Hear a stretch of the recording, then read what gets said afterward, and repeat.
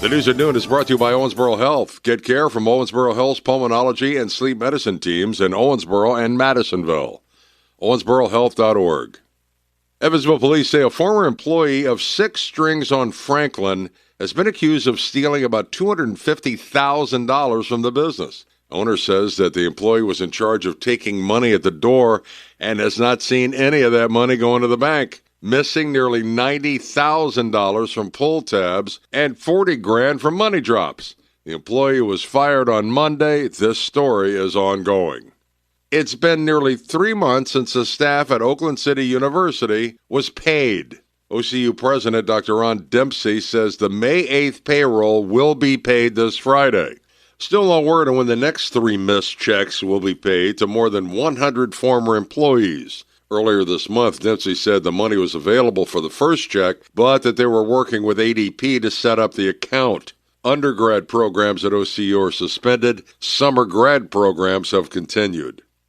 And a Kentucky man has found himself in trouble with the law for the 4th time after last year winning the $167 million Powerball. James Farthing was arrested Monday for domestic violence. The victim reported a verbal argument turned physical. Farthing's bond set at $15,000. He's ordered to have no contact with the victim and is required to wear a monitoring device. He has previous arrests for intimidation, burglary, battery, and resisting. This is WIKY News.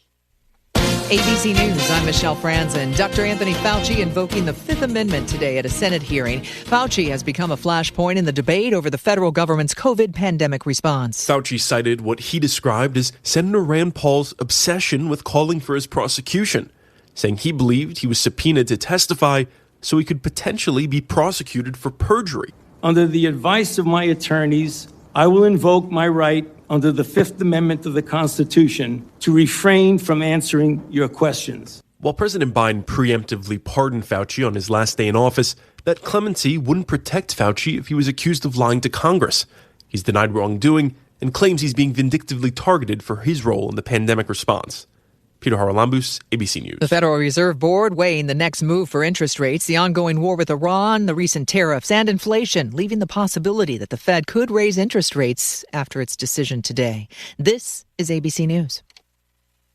If you haven't switched to Pure Talk because you're not sure their coverage is every bit as reliable as Big Wireless, why not take them for a test drive? For a limited time, Pure Talk is offering any of their plans for just $15 a month for the first 3 months, including their top-tier unlimited data plan. No contracts, no commitments. Just a great deal on a high-speed network with unlimited data from an American wireless company. Dial pound 250, say Mike Rowe, and let the savings begin. WIKY News at Noon Market Report. Brought to you by Riverside Capital Management Group in downtown Evansville. From ABC News, Wall Street now. Investors waiting for the Federal Reserve's decision on interest rates have dragged the stock market lower. The Dow this morning had given up more than 800 points and was back below 52,000. The S&P was down 0.8%, the Nasdaq 1%. Medicare recipients may be in for sticker shock when they shop for next year's drug plan. With President Trump calling them a bailout for the insurance industry, federal subsidies to the Medicare Part D prescription plan are going away at the end of the year. Americans pulling out the plastic helped Visa to rack up $6.3 billion in profits in the quarter just ended, beating expectations. Part of the push was driven by consumer spending on World Cup travel, tickets, and merchandise. For the second time in the last few months, Ford is boosting its profit outlook for the full year. The company says demand for vehicles, especially its F-Series pickup trucks, is still strong. Ford shares this morning were up more than 5%. Jim Ryan, ABC News.